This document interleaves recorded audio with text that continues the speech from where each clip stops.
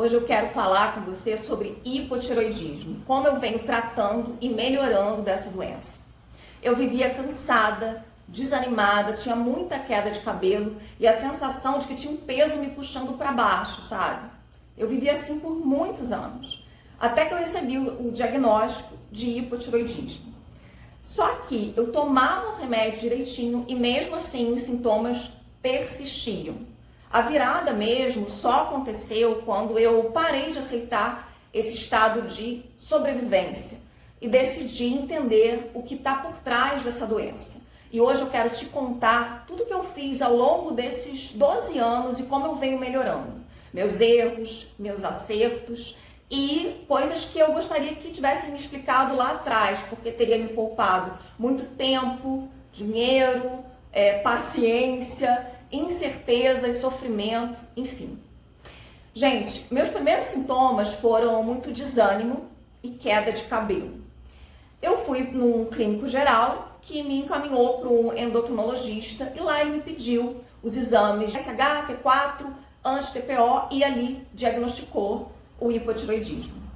Para quem não sabe, a tireoide é uma glândula que fica no pescoço, tem um formato parecido com uma borboleta e produz os hormônios T3 e T4, que regulam uma série de funções metabólicas no nosso corpo, ou seja, ela é muito importante.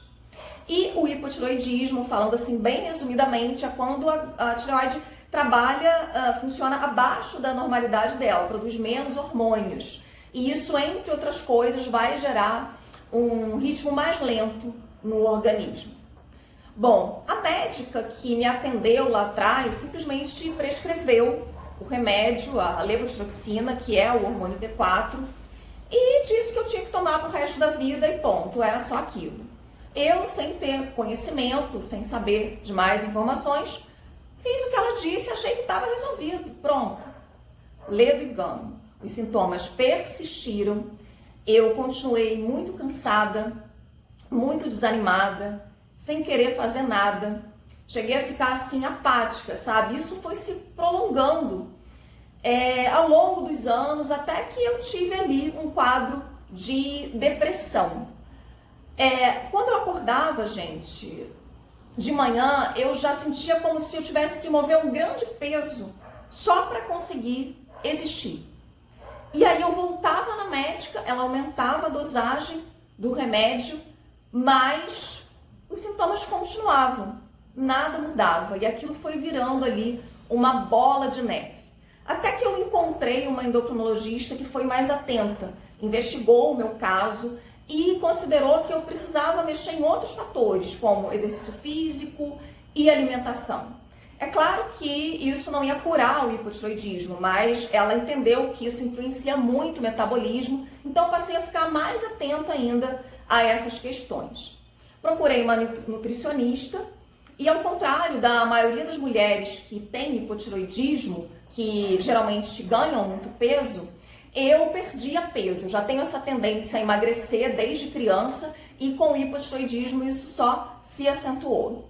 A nutricionista elaborou um cardápio para que eu pudesse engordar, mas eu não conseguia comer toda aquela quantidade de alimento ali ao longo do meu dia. Eu não tinha apetite nem para metade, na verdade.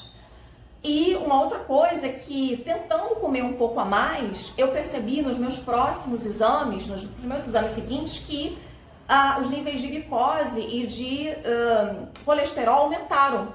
Então, eu fiquei assim mais receosa também de continuar mais quantidade, enfim.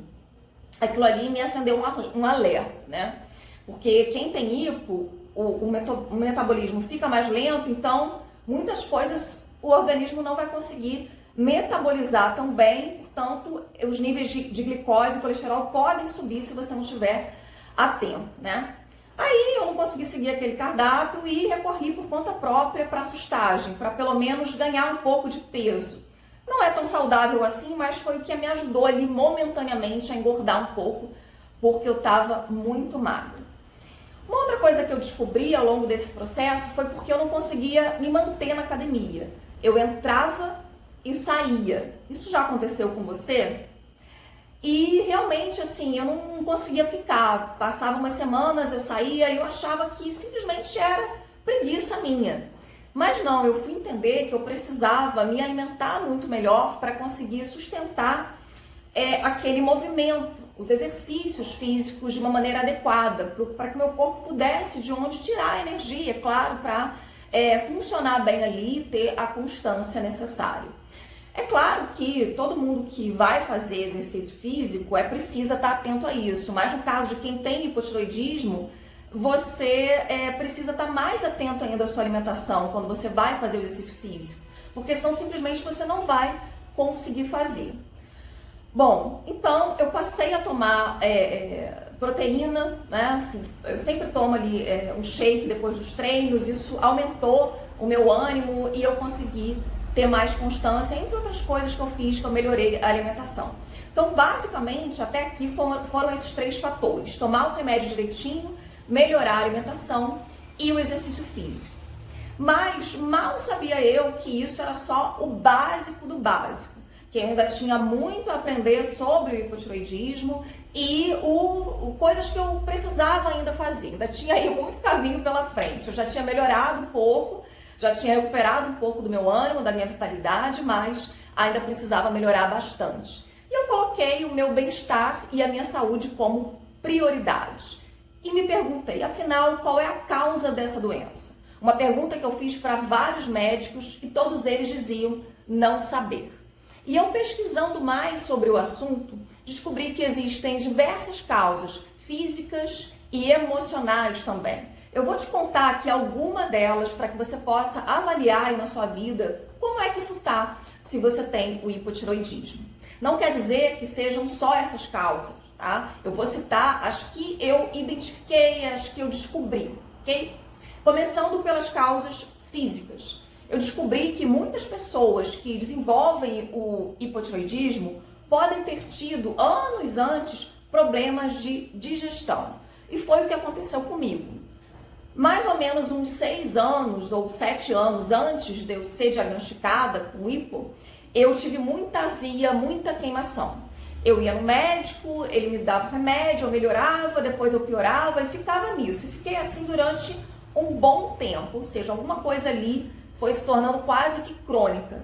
Eu, mesmo não tendo uma alimentação assim com muitas coisas gordurosas e pesadas, mesmo assim, eu precisei já naquela época ter uma alimentação ainda mais leve, para que eu pudesse aí melhorar esse quadro da minha digestão.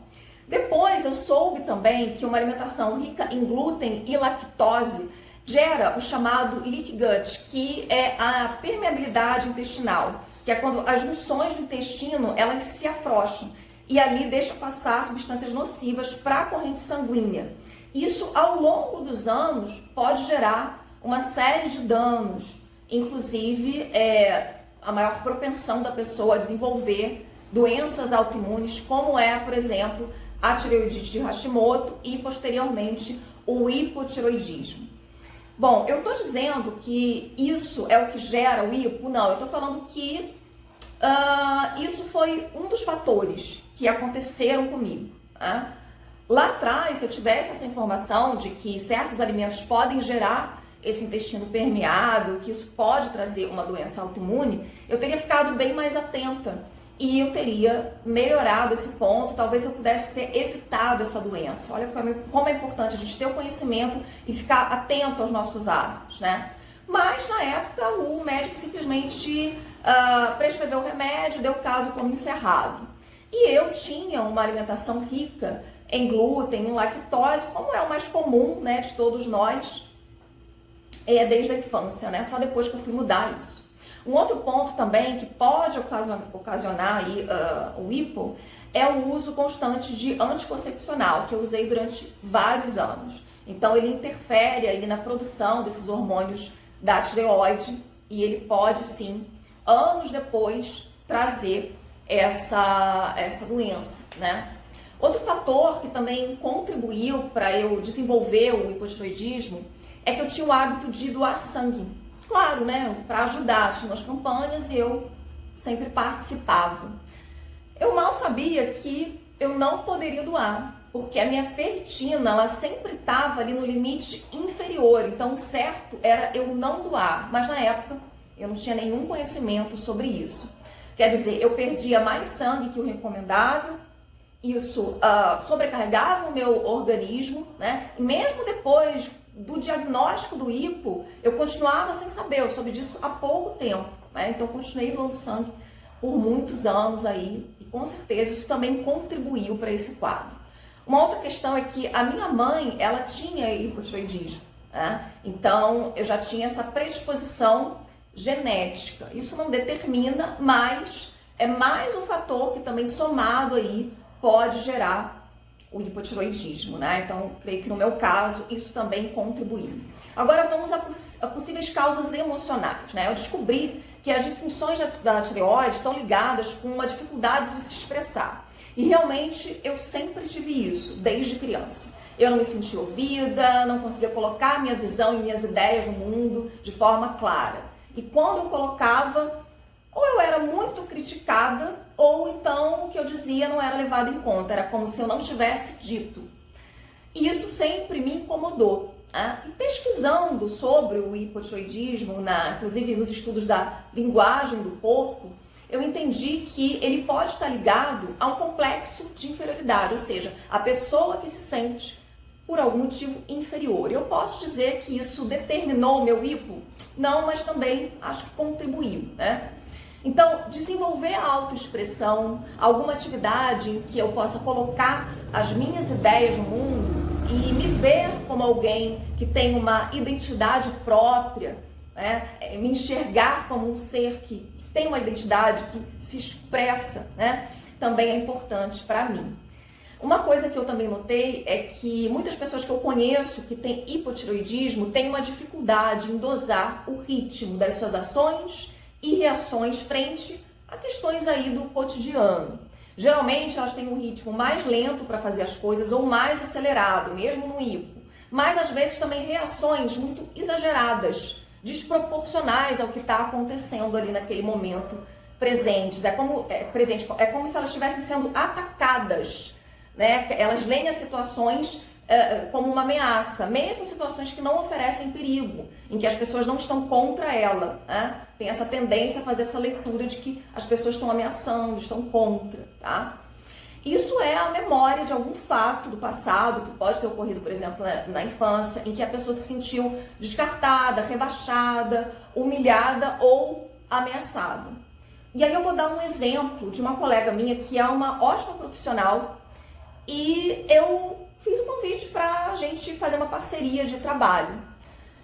Era um projeto que ainda estava assim muito inicial, eu não tinha todas as informações de como ele ia acontecer, mas eu estava levantando a possibilidade da gente trabalhar juntas, porque eu vi que o trabalho dela era bem bacana. Bom, mas ela teve uma reação bem agressiva, sabe? Dizendo que não trabalhava daquele jeito, né? Muito reativa, assim. No fim das contas, eu entendi que ela se sentiu ofendida com o meu convite. E eu achando que estava sendo generosa em convidá-la, né? É claro que quando a gente faz um convite, a outra parte tem o direito de aceitar ou de recusar. E tá tudo bem. O que me chamou a atenção foi a forma como ela respondeu, num tom de muita indignação. Ela poderia só ter dito que não queria. E ok.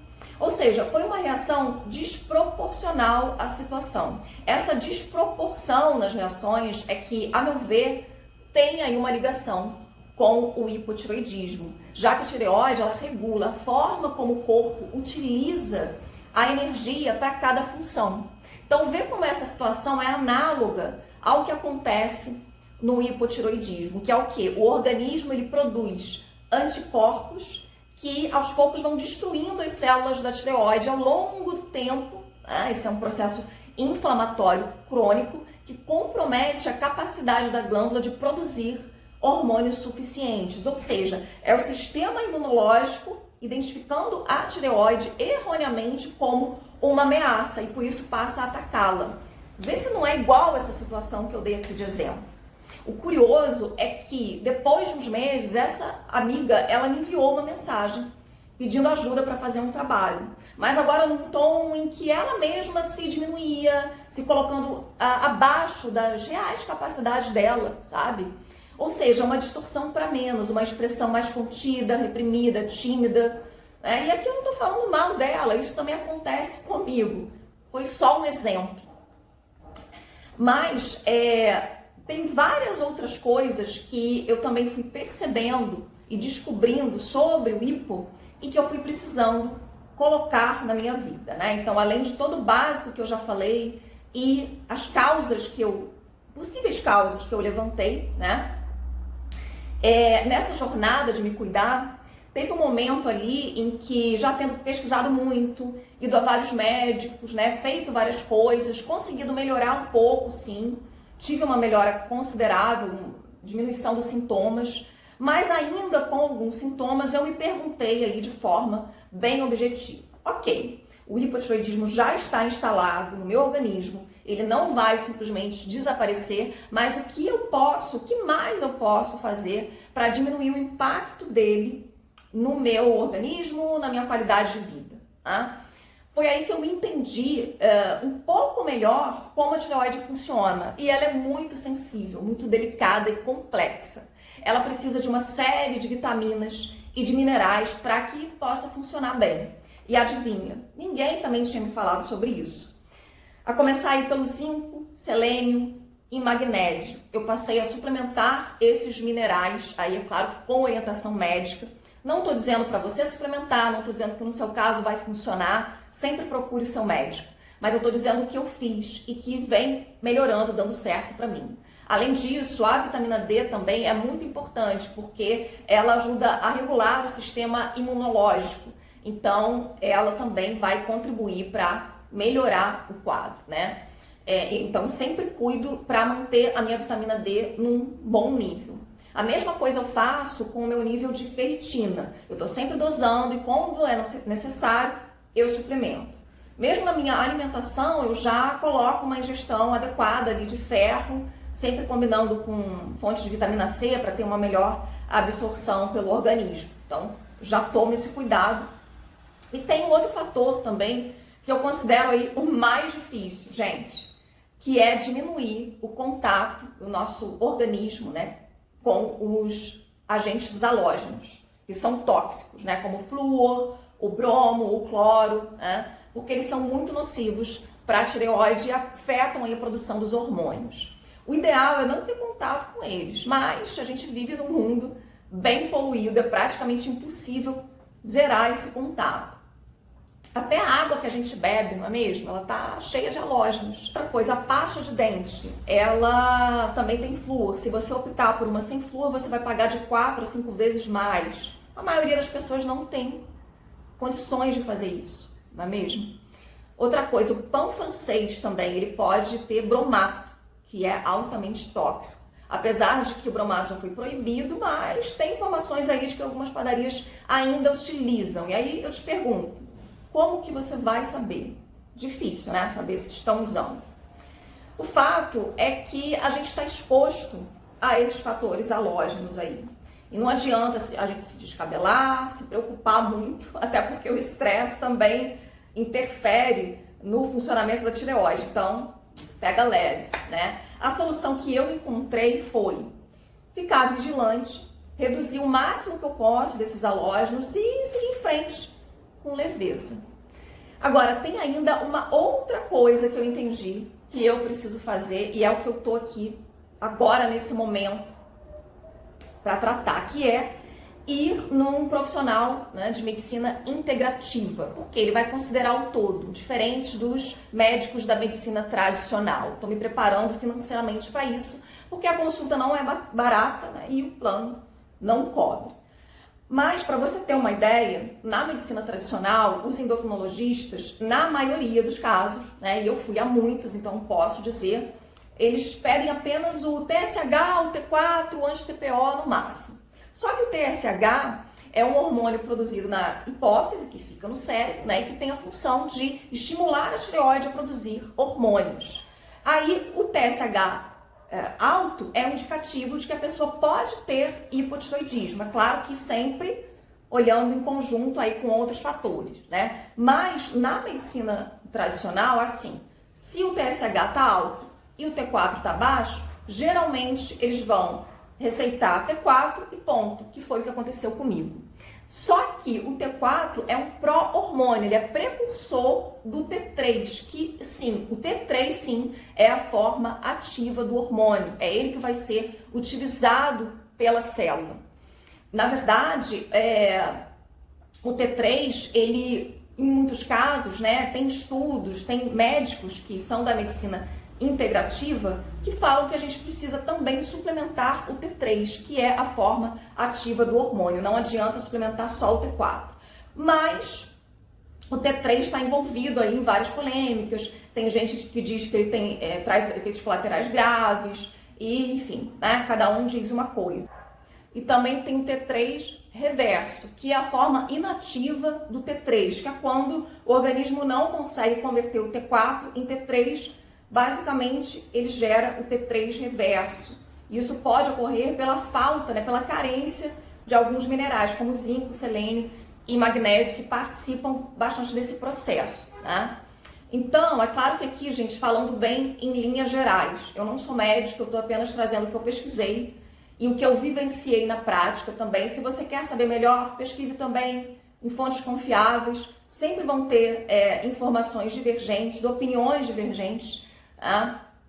Agora, eu fiz os meus exames de T3 livre e de T3 reverso por conta própria e eu vi que o meu T3 livre, que ele deveria estar mais alto, ele está no limite inferior. E o reverso está quase no limite superior. Ou seja, meus amigos, tem algo de podre no reino da Dinamarca, porque possivelmente o meu organismo não está conseguindo converter todo o T4 que eu tomo todo dia de manhã em T3. Eu vou me consultar com o médico integrativo para esclarecer melhor isso, né? Então, isso é um próximo passo para o futuro. Agora, se eu pudesse voltar lá atrás, o que eu faria? Eu cuidaria melhor da minha alimentação lá desde o início, eu cuidaria mais da minha expressão, das minhas emoções, né? E eu procuraria investigar o meu quadro logo ali no início, mesmo antes de receber o diagnóstico, logo depois, porque talvez isso pudesse ter melhorado muito a minha qualidade de vida já num espaço de tempo menor. E o ponto mais importante disso tudo é: ninguém vai fazer por você. Você precisa tomar para si a responsabilidade de se cuidar. Dá trabalho? Dá, mas vale muito a pena. Porque quando você assume o comando, a vida começa a te responder. E aí você pode trabalhar em cima dessas respostas e ir avançando. Então, fica atento aos seus sintomas, procure o seu médico. Não gostou de um profissional, não se adaptou, procura outro. Vai encontrando novas formas de se cuidar, soluções. Seja responsável, não larga o remédio para cima porque você acha que é só emocional. Não, vai se cuidar como um todo. Leva a sério, é a sua saúde, é o seu bem-estar, a sua qualidade de vida, tá? Que você precisa estar atento. Procura um médico que investigue mais a fundo, de preferência, se você puder, um médico integrativo para tratar a causa e não só o sintoma.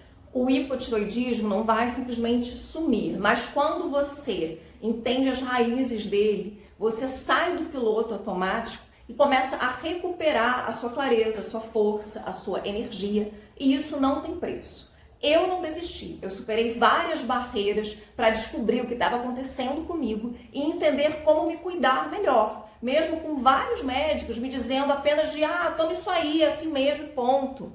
Não é assim, eu não aceitei e vou continuar melhorando cada dia mais, porque eu mereço. Se você está enfrentando o hipotiroidismo, cuide de si mesma, olhe para você, busque soluções. Não aceite simplesmente que é assim e ponto. Faça por você, porque no final é um exercício de se amar. É um exercício de autoestima, de amor próprio. Só você pode romper essa barreira do é assim mesmo e encontrar possíveis soluções para viver melhor. Mesmo que seja aos poucos, fazer um pouco só, mas o que está ao seu alcance a cada dia vai ser melhor do que não fazer nada e deixar a sua saúde nas mãos de quem não tem o mínimo interesse de te ver realmente saudável. Já pensou nisso? Me conta aqui nos comentários o que você vem passando, se você tem hipotireoidismo, e o que você já está disposta a fazer por você a cada dia. Afinal, a gente quer o quê? Uma vida mais leve, principalmente depois dos 40.